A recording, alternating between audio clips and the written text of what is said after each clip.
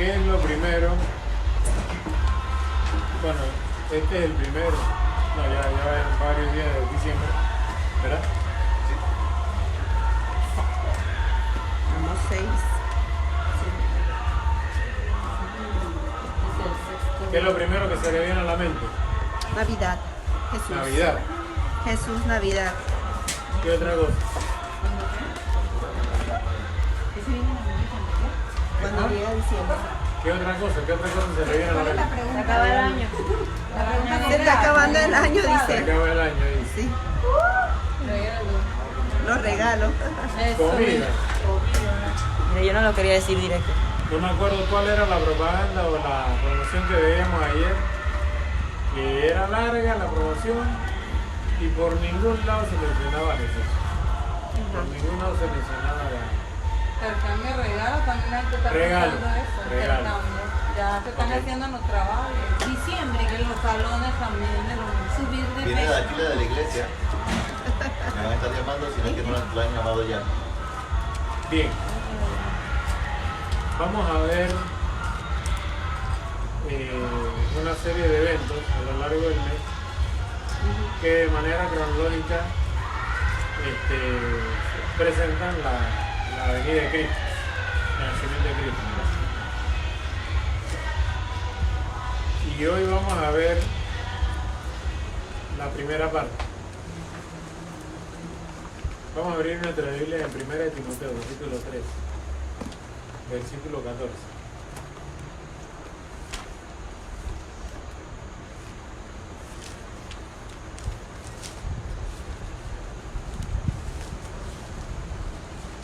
Solamente me siguen la lectura, por favor. Dice,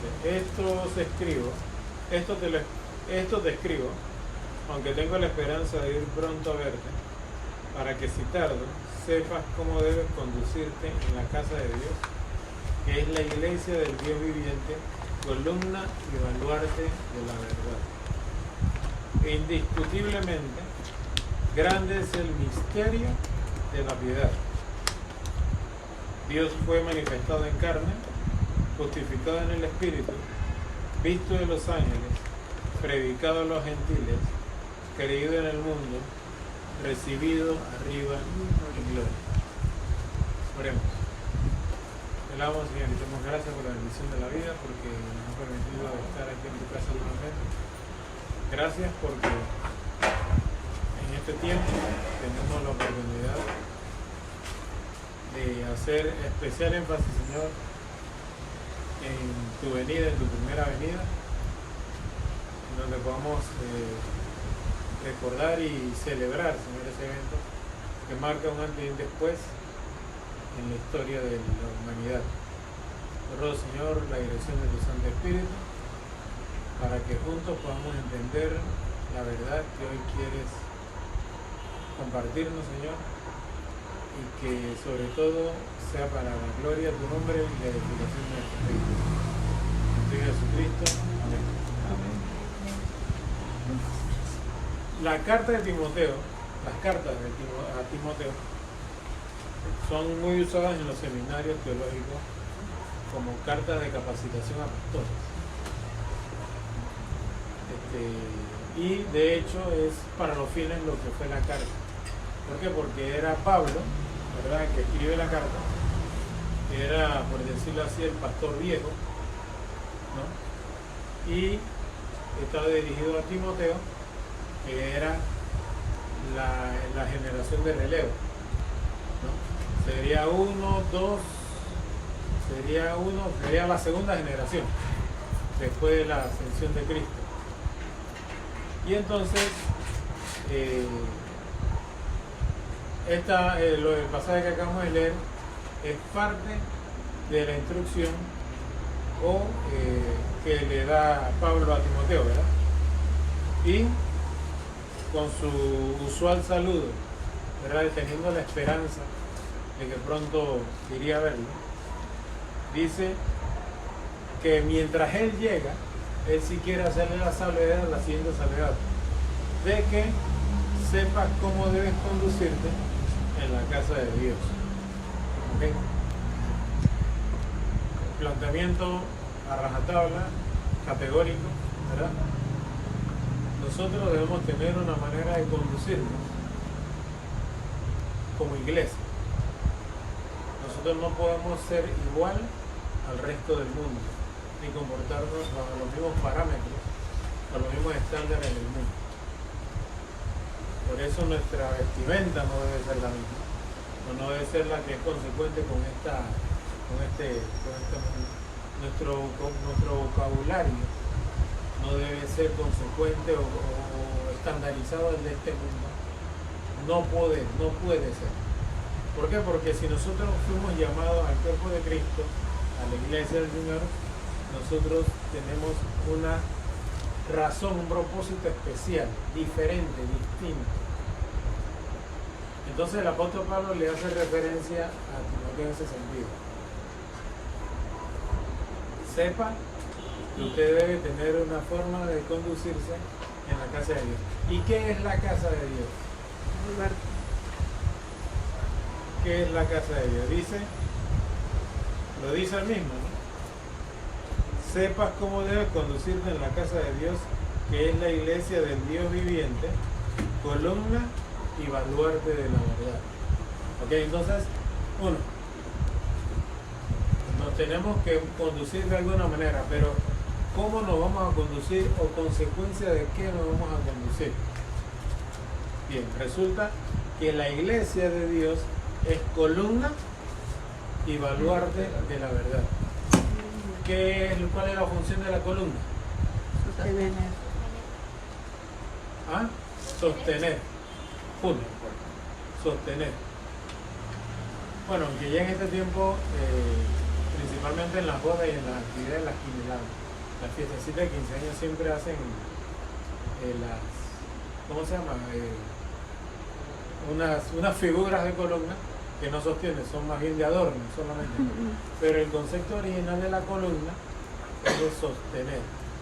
Bien, resulta que usted y yo, como iglesia del Señor, estamos llamados a sostener la verdad. Allí. Entonces, ¿cuál debe ser nuestra manera de conducirnos si nosotros estamos llamados a sostener una verdad?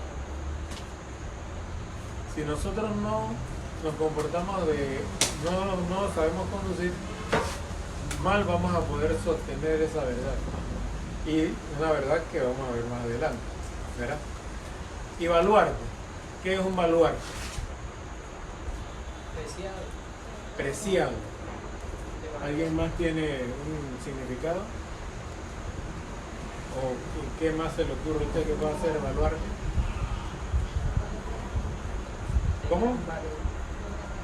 De gran valor. ¿Alguien más? Bien, baluarte originalmente era una construcción fortificada. Baluarte era una construcción fortificada. Eso era lo que baluarte en su inicio, en su génesis, es el significado de palabra. O sea, en otras palabras, que la iglesia es un lugar que es un baluarte para la palabra, que la que la protege, que la defiende. Entonces, imagínense cómo usted y yo nos vamos a conducir si somos parte de esa iglesia y estamos llamados a ser columna y baluarte de la iglesia. ¿Ok? Columna y baluarte ¿de qué? De la verdad. ¿Y cuál es esa verdad? Pablo, sin perder tiempo, dice, versículo 16, e indiscutiblemente, o sea que no hay otra verdad, no hay otra alternativa, ¿verdad? Grande es el misterio de la piedad. ¿Qué es misterio? Don David, ¿qué es para usted un misterio? Así lo que se le ocurre. No quiere saber, pero... ¿Lo que qué? Algo que alguien quiere saber porque no entiende. Ok, algo que uno quiere saber pero que no entiende. Bien, buena esa. ¿Qué otra cosa es misterio? ¿A qué le suena misterio? Yo pienso que hay algo que no se ve, pero que es verdadero. Algo, algo que no se puede explicar, pero hay que creerlo. No lo ves, pero hay que creerlo. Misterio es una incógnita, algo que uno quiere saber y que está ahí latente. ¿Alguien más? Misterio puede ser una... Yo lo relacionaría con que revelado. Revelado. Ajá, algo que O se va a por revelar revelar. o por revelar, exacto. Será revelado o por revelar. Pero si se revela, Deja de ser ya no es misterio. misterio. Exacto, pero se tiende, el misterio hace extender a esperar la revelación. La lógica humana indica de que debe revelarse. ¿Verdad? En la escuela a mí me mandaron a leer Edgar Allan Poe. No sé si alguien de ustedes le va a leer sobre ese señor. Edgar Allan Poe fue el máximo exponente de las novelas de misterio, que fue un género que se inició por el siglo XIX. Yo leí una novela, obviamente en inglés, que se llamaba The Last Leaf, la última hoja, y que era una novela de un hombre que estaba desahuciado. Básicamente era un hombre que estaba desahuciado y quería morirse, de hecho, quería morirse. Y entonces tenía un amigo y bueno, él le compartía, le conversaba, trataba de animarlo y él le decía, mira por la ventana, mira la hoja que ves en ese árbol, mira, tú me vas a decir que tú vas a ser más débil que la hoja de ese árbol. Y entonces él se quedaba allí, bueno, sabía qué decir. Y pasaba el tiempo, pasaron los meses, pasó el tiempo, se murió el amigo y no se murió él. Y un día, bueno, logró incorporarse, ya se recuperó de esa enfermedad. Y cuando se acercó a la ventana para ver la hoja esa, que por qué razón esa hoja casualmente se había mantenido ahí, era un cuadro que el amigo le había puesto en la ventana, ¿no? Entonces el misterio en ese momento era de que ¿por qué la hoja no se caía? Y era que no era una hoja de verdad, era un cuadro que el amigo le había puesto para que él se animara. También hay otra novela que es Asesinato en la calle Edlen, que eso fue, que era una novela que el grueso era una cosa así, y el 90% del libro era dando detalles, dando pistas de cómo había sido el asesinato, ¿no? Fue sanguinario, fue planeado, o sea, fue horrible, pero al final se descubre que fue un vecino que estaba despechado porque la muchacha nunca le hizo caso, y bueno, un poco de cosas. Pero la lógica humana indica que ese misterio debe ser revelado, ¿no? Al final siempre algo de alguna manera se encuentra el por qué sucedió eso. Y eso es lo que tiene a la gente, por ejemplo, lo que nos gusta ver, Discovery y cosas así. Eso es lo que tiene a la gente investigando debajo del mar los naufragios, ¿verdad? O metiéndose en cada cueva de este planeta, o cruzando la atmósfera para llegar a la luna. Ya nomás ayer, no sé si supieron la noticia, hubo un satélite humano que llegó a la atmósfera del Sol. Llegó a la atmósfera del Sol. Y tiene un recubrimiento especial así, que del lado que le pega tiene como 500 grados de... No, 500 no, 5000 grados de calor, y del otro lado 40 solamente. ¿Cómo lograron hacer eso? Es parte de los avances de la ciencia, pero entonces ahora ya lograron colocar un satélite allá y están explorando los misterios del Sol, ¿no? Pero un misterio es, como bien dijo el hermano acá, David, algo que existe, algo que pasó o algo que pasa, pero no tiene explicación. Bueno, resulta que el apóstol Pablo identifica a esa verdad que usted y yo como miembros de la Iglesia del Señor estamos llamados a sostener y a defender un misterio. ¿Y cuál es ese misterio? El apóstol Pablo no se complica mucho, ¿no? De hecho, aquí hace, no sé si estará usted de acuerdo con eso, pastor, pero aquí Pablo en tres, bueno, me imagino que fueron más, en 3 o 4 renglones resumió la vida de Jesús acá en medio de nosotros.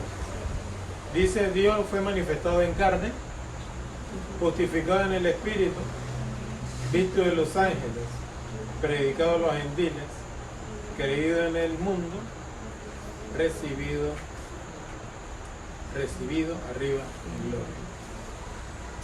Pero hoy solamente vamos a hablar sobre el primero.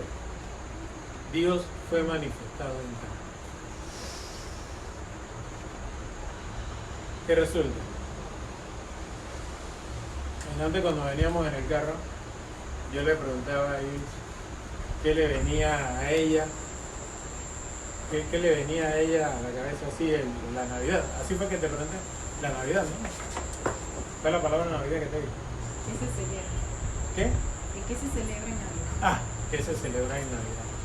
Y yo esperé que me dijera cualquier cosa menos la respuesta, pero ella peca de asertiva.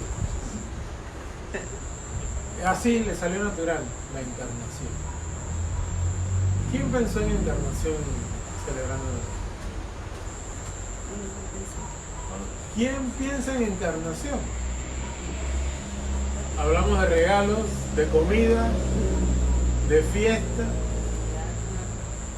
de vacaciones en algunos casos, de juguetes.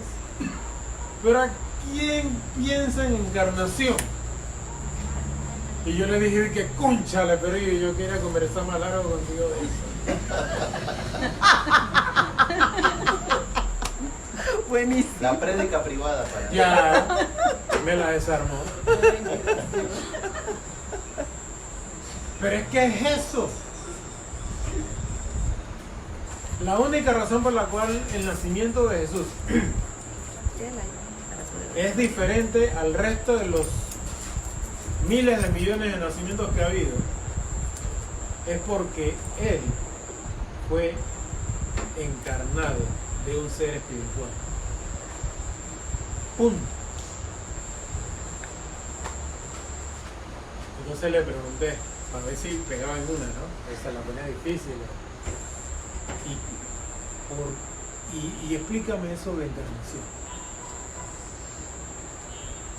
Claro, me dio una buena respuesta también, pero esa no se la voy a decir porque la gracia es que ustedes también compartan qué ustedes entienden por encarnación. Y yo quisiera que alguien, de la misma forma en que mi esposa me hizo un planteamiento sobre lo que era la encarnación, me pueda compartir qué opina sobre eso.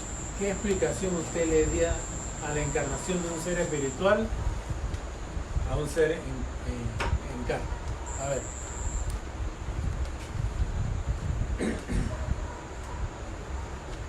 La pregunta es, ¿por qué encarnó o qué es la encarnación? ¿Cómo fue esa encarnación? O si hay alguna explicación para encarnar de un ser espiritual a un ser carnal. Pero Dios, la Biblia lo resume como Dios hecho carne. Sí, pero Así. ¿cómo fue eso? Ese es el poderío de Dios, de hacerlo. Nadie lo puede hacer solamente que Él. Pero ¿hay alguna explicación? Esa es la manera como Dios trató de enseñarnos, de revelarnos No, su trató, poder, no. Lo enseñó. Lo enseñó. Enseñó. Lo enseñó. Eso que ese es Eso el es lo poderío que- del Dios mismo, de poder hacerlo de esa manera. por amor. Para amor, exacto.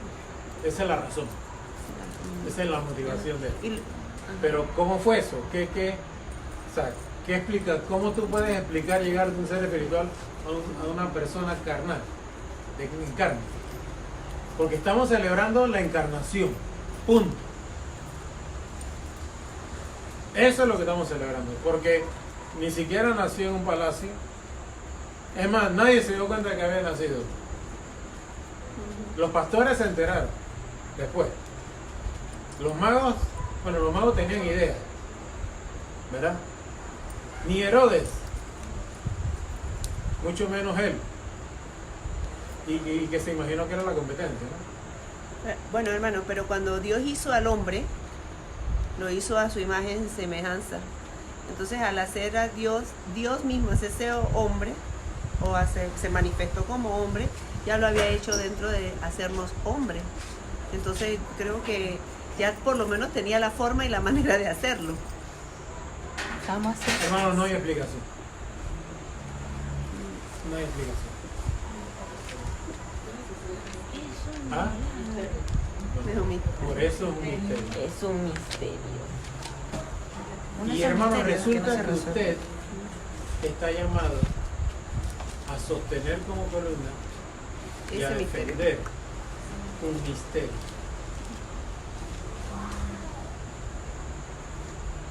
Usted está llamado a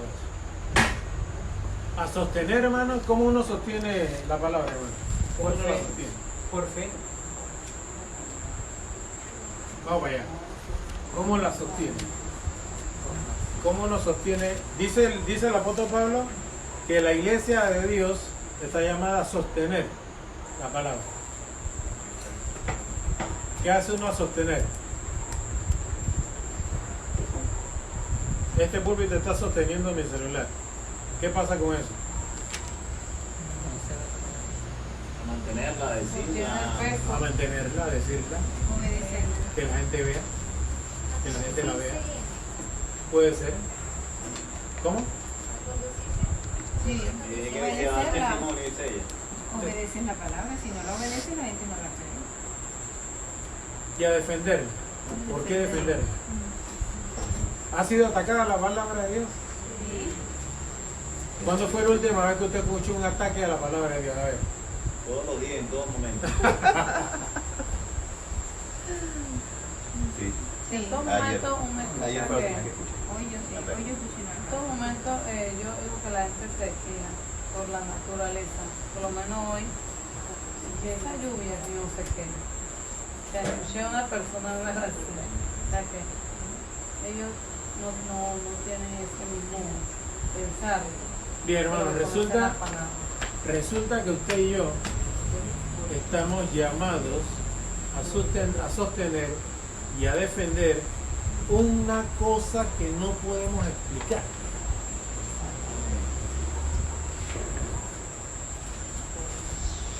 Eso es la verdad. Es una cosa que no podemos explicar. Pero a la que sí podemos creer. Creer y obedecer. ¡Pum! En la que sí podemos tener fe. Y es una fe que generamos nosotros. ¿Es una fe que generamos nosotros? Yo no creo que la generemos nosotros. No la generamos nosotros. No lo podemos generar nosotros. El No la- mismo Señor viene de El Dios. No la podemos generar convencimiento, nosotros. el convencimiento Miren, viene de parte de Dios. Y miren hermanos, lo interesante desde el punto de vista de la historia. El nacimiento de Jesucristo marcó un antes y un después en la historia. Antes del nacimiento de Jesucristo era AC y después del nacimiento de Jesucristo DC. Imagínense que un evento que no ha podido ser explicado, que es un misterio, haya repercutido de tal manera en la humanidad, en la historia de la humanidad. Bueno, ese misterio es el que usted y yo estamos llamados a hacer. Ese misterio. ¿Y saben qué? La fe es el único elemento que nos puede llevar a nosotros a estar tranquilos. Es más, Cuando Cristo mora en nuestros corazones, ¿verdad? ¿Cuál es uno de los primeros frutos o sentimientos que tenemos? Gozo, paz. ¿Usted cómo puede tener paz y gozo con algo que usted no puede explicar?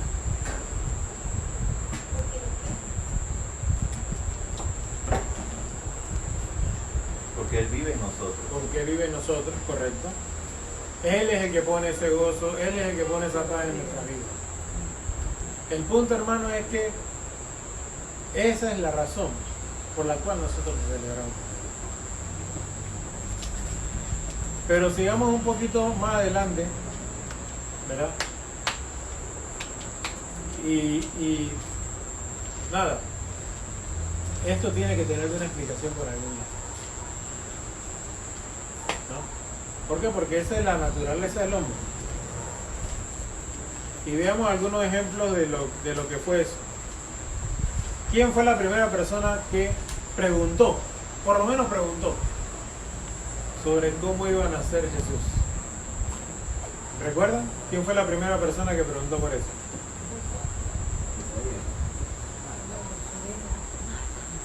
Veamos Mateo, capítulo 1, versículo 20. No, perdón.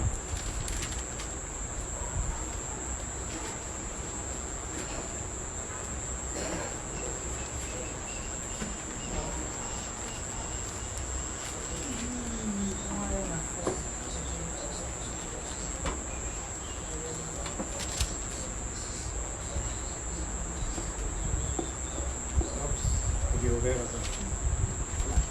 debe ser.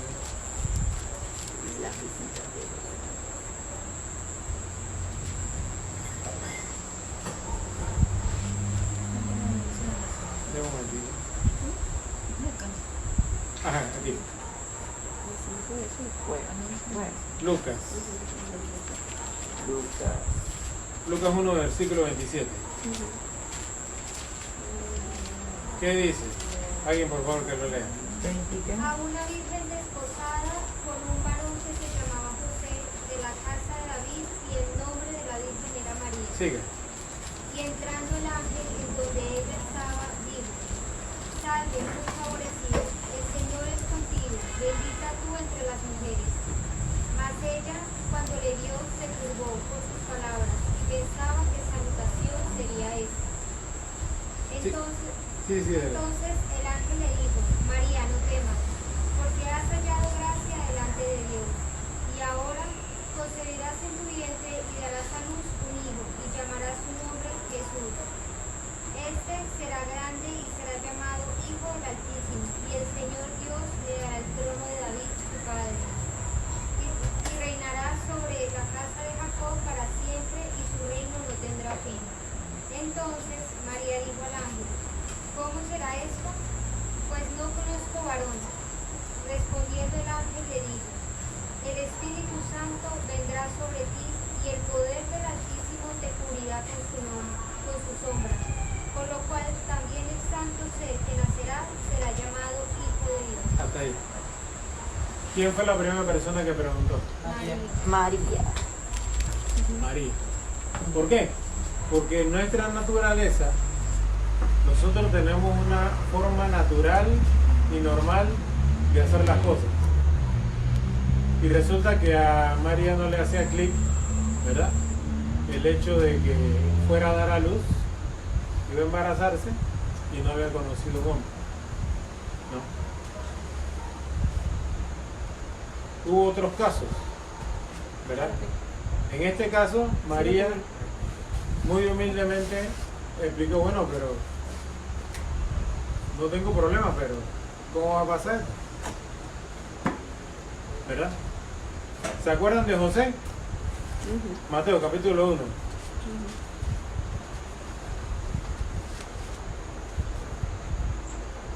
Versículo, este sí es ese. Ajá, versículo 19 hasta el 21.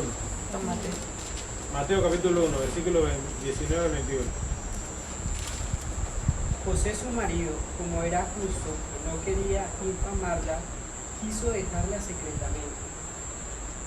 Y pensando él en esto, he aquí, un ángel del Señor le apareció en sus sueños y le dijo: José, hijo de David, no temas recibir a María tu mujer, porque lo que en ella es engendrado del Espíritu Santo es, y dará a luz un hijo y llamará su nombre Jesús, porque él salvará a su pueblo de sus pecados.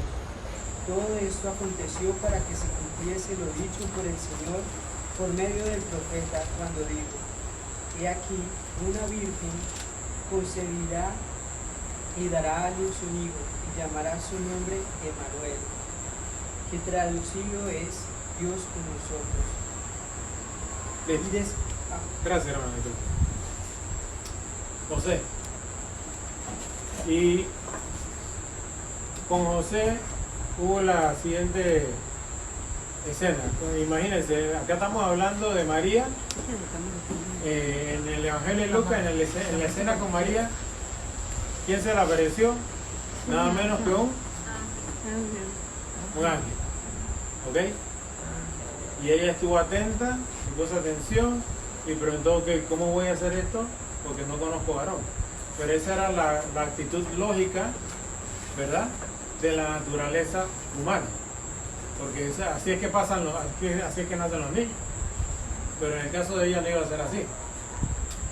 Y vuelve y Dios hace una excepción, una escena de milagro, ¿verdad?, con José. ¿Cómo lo hizo con José? En sueño. ¿Dios puede hablar hoy en sueño? Sí, puede, pero no lo hace. No lo hace, ya no se hace. ¿Dios puede hacerlo sí o no? Sí, puede hacerlo. Puede hacer. Puede hacerlo todo. Puede hacer. Sí, pero es como bien. ¿Ok? Que usted, ese sueño, no se vaya a donde, ¿cómo es que se llama la persona que usted va a contar los sueños para que lo interprete? Y le pregunte qué número se juega el domingo, ¿verdad? Un loco. No, usted entonces lo más que haría es que, si usted cree que ese es un sueño de Dios, usted va a la palabra de Dios y compara contra ella, contra la palabra de Dios, ¿verdad? Pero solo para eso, no para ver qué número significa eso. ¿Ok? Dios es lo suficientemente poderoso, hermano, como para decirle Señor a usted. Amén. Bien. Y José entendió y creyó. Amén. Y siguió adelante y fue parte del plan de Dios. Bien.